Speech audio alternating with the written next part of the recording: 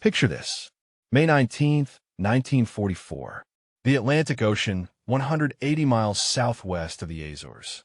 62 German submariners break the surface of the cold Atlantic waters. Hands raised in surrender. Their U-boat crippled and taking on water beneath them. They're floating in enemy waters, surrounded by American warships, expecting to be machine-gunned in the water or dragged aboard for brutal interrogation before execution. They've just become the first enemy naval crew captured on the high seas by the U.S. Navy since the War of 1812. But what Commander Robert Winters decided to do next would shock these hardened German veterans, change naval history forever, and create one of World War II's most extraordinary stories of honor in the midst of total war. This is not the story you think you know. To understand why this moment was so incredible, you need to know what U-boats meant in 1944. The German U-537 had been terrorizing Allied shipping for 2 years. Every ship she sank carried not just military supplies, but letters from soldiers to their wives, photographs of children, medicine for field hospitals, and food for starving populations in liberated territories. When a U-boat struck, it wasn't just military strategy. It was personal tragedy multiplied across dozens of families. By 1944, submarine warfare had become savage beyond imagination. German U-boats were under orders to sink anything flying an Allied flag, often without warning. Allied forces in turn had adopted a policy of destroying U-boats on sight, rarely bothering to rescue survivors. Both sides had abandoned the gentlemanly traditions of naval warfare. It was in this context of mutual brutality that our story begins. The man who would change everything was Commander Robert Winters, a Boston-born Irish-American who thought 3 moves ahead and wasn't afraid to break rules. Winters had grown up in a working-class neighborhood where your word was your bond and treating people right mattered more than following rules to the letter. By 1943, Winters commanded Task Group 18. For hunting U-boats in the Atlantic with his escort carrier USS Essex and 5 destroyer escorts. But Winters was obsessed with an impossible idea. He didn't just want to sink U-boats. He wanted to capture one intact. Not since the War of 1812 had the U.S. Navy captured an enemy warship on the high seas. His superiors thought he was insane. U-boats were designed to sink quickly when damaged, and German crews had strict orders to scuttle their boats rather than let them fall into enemy hands. Winters started drilling his men anyway. What Winters couldn't have imagined was that in less than 8 months he'd be staring at 62 terrified German sailors in the water, and the decision he made in that moment would be talked about for the next 80 years. Meanwhile, U-537 was having the worst patrol of her career. Her previous commander had suffered a complete psychological breakdown during a depth charge attack in October 1943. In front of his entire crew, Captain Lieutenant Franz Dietrich had drawn his pistol and shot himself in the head rather than face capture. The traumatic incident had shattered crew morale and left them with a superstitious belief that their boat was cursed. New Commander Klaus Werner, at 41, one of the oldest U-boat commanders, but inexperienced with U-537, was under enormous pressure. By May 19th, 1944, they'd been at sea 2 months without sinking a single Allied vessel. The crew was exhausted, supplies were running low, and morale was at rock bottom. What Werner didn't know was that Winters' task group was hunting them. On that Thursday morning, Lieutenant Robert Anderson was conducting a routine patrol in his Grumman TBF Avenger when something caught his eye. At 10:47 a.m., he spotted a dark shape moving beneath the surface. The distinctive shadow of a large submarine. What happened next unfolded in just 7 minutes. But hidden in those 7 minutes was a single 9-second decision by a panicked German sailor that would save everyone's life, though nobody would realize it until much later. Anderson's depth charge attack caught U-537 completely by surprise. The explosion damaged the submarine's diving planes and electrical system, forcing Werner to make a fateful decision. Surface immediately or risk losing the boat entirely. At 10:54 a.m., U-537 broke the surface like a wounded whale, water streaming from her hull, her diesel engines coughing to life as her crew desperately tried to get fresh air into the boat. Winters, monitoring radio traffic from the bridge of the USS Essex, knew this was his moment. Winters had seconds to decide: follow standard procedure and blow the submarine out of the water, or attempt something that hadn't been done in 132 years. Instead of ordering his ships to finish off the submarine with gunfire, he gave the order his crew had been drilling for. Away all boats. We're going to board her. German sailors were pouring out of U-537's conning tower and jumping into the Atlantic. Some were wounded, others terrified. Thick black smoke was pouring from the submarine's hull, clear evidence she was badly damaged and potentially about to explode. But here's what neither the Americans nor Germans knew. A single mistake by one panicked sailor was about to change everything. Among the German crew abandoning ship was Petty Officer Heinrich Muller, ordered to set the scuttling charges that would send U-537 to the bottom within minutes. But in his panic, Muller made a critical error. He set the timer for 9 minutes instead of 30 seconds. This mistake would save everyone, but the Americans boarding U-537 had no idea they were racing against a 9-minute clock. They thought they had maybe 30 seconds before the submarine exploded beneath them. Lieutenant Thomas Mitchell of the USS Fletcher was preparing to lead the boarding party onto an enemy submarine. At 24 years old, Mitchell knew he was volunteering for a suicide mission. Boarding a damaged enemy submarine that could explode at any moment, potentially under fire from remaining crew members, with no way of knowing what booby traps waited below. Mitchell didn't hesitate. With radioman Carl Jensen and signalman Paul Richardson, he climbed into a small boat and approached the smoking U-537. As they climbed aboard, they could hear the ominous ticking of scuttling charges somewhere below. Water was entering through open valves, and electrical fires were spreading through the control room. Mitchell made the decision that would save U-537 and potentially the German crew still floating in the water. Instead of retreating, he ordered his men below decks to find and disarm the charges. Working by flashlight in the smoke-filled submarine, Mitchell located the main scuttling valve and closed it, stopping the flooding. Jensen found the timing mechanism and, with no training in German demolitions, carefully disconnected the wires. One wrong move could have sent them all to the bottom.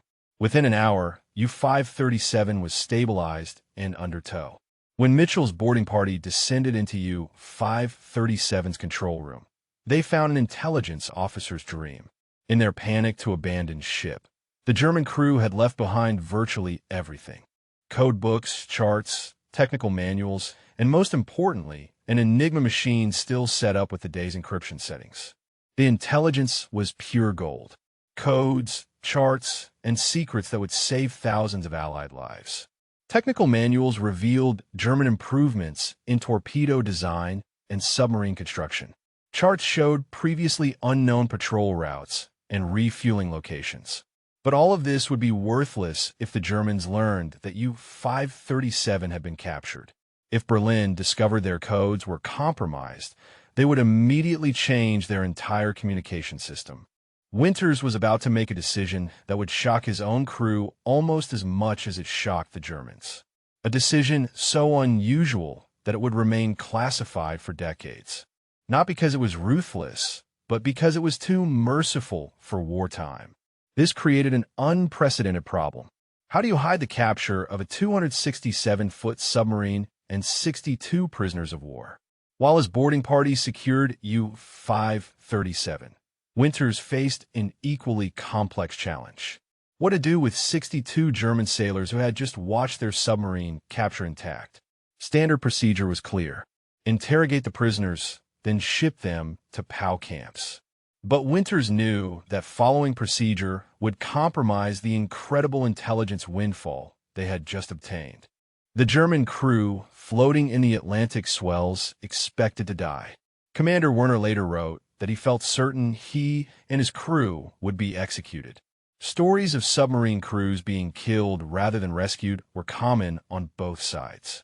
But as American boats approached to rescue the German survivors, something unprecedented happened.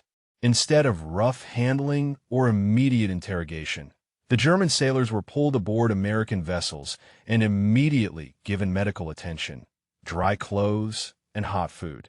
Winters had made a decision that went against decades of naval warfare precedent. He would treat the German prisoners not as defeated enemies, but as fellow sailors who had fought honorably and deserved respect. This wasn't sentimentality. It was brilliant psychology. Well-treated prisoners were more likely to cooperate, less likely to attempt escape, and more likely to maintain the absolute secrecy the intelligence operation required.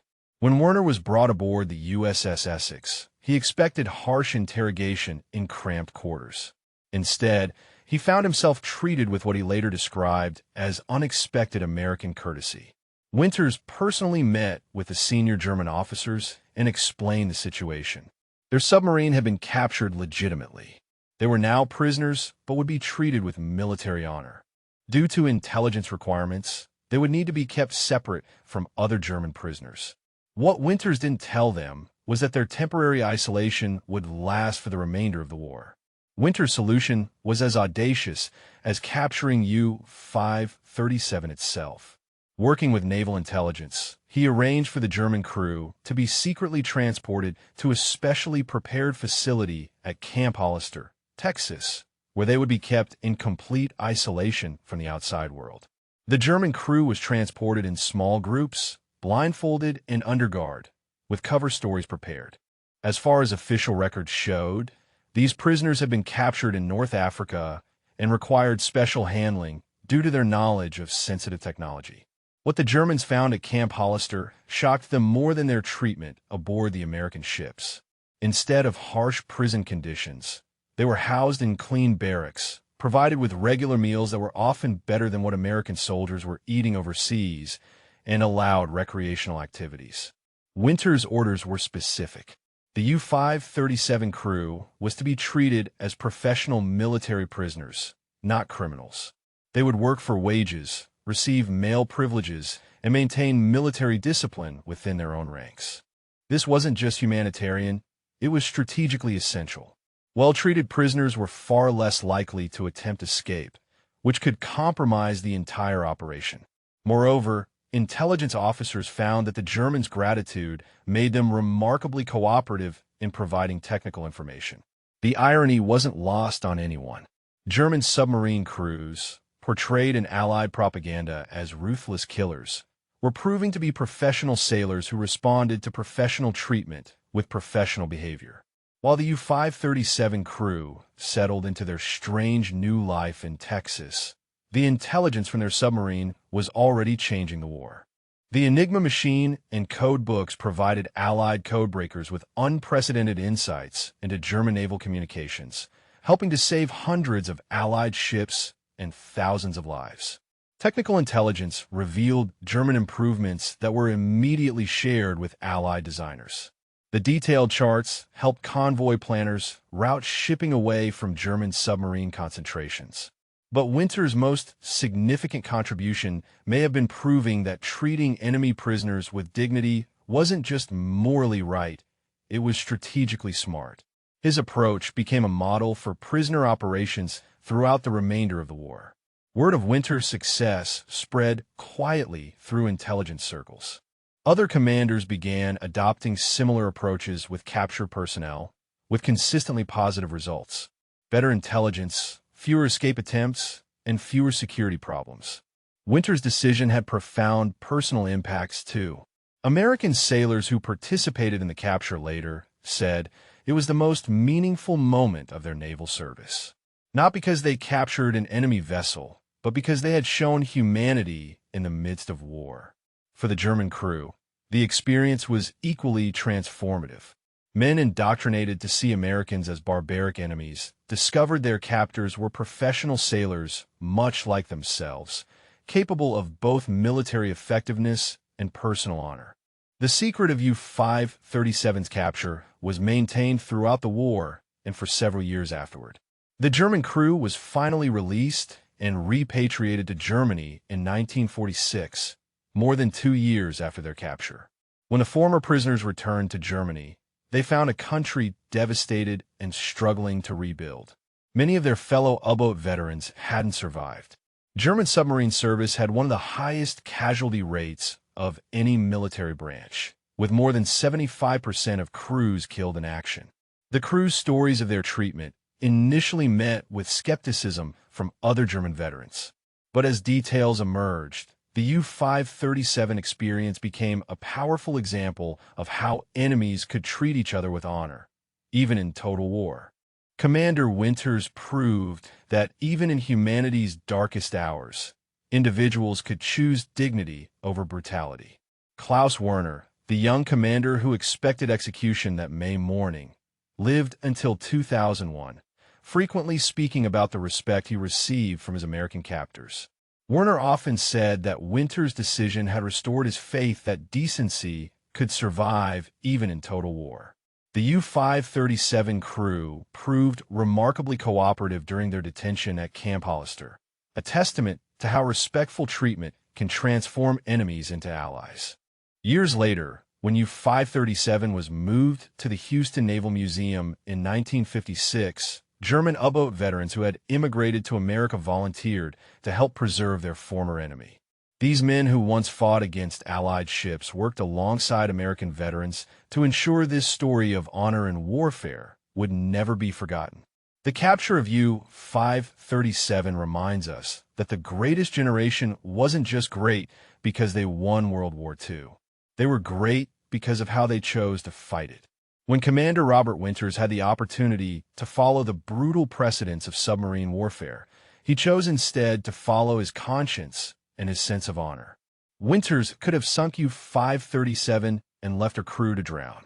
He could have captured them and subjected them to harsh imprisonment. Military necessity and wartime hatred would have justified either choice. Instead, he chose a third path, one that required more courage, more leadership, and more faith in human decency than simply following orders ever would have. Winters' decision didn't just save 62 German lives or provide valuable intelligence. It demonstrated that victory achieved through honor is more meaningful than victory achieved through brutality.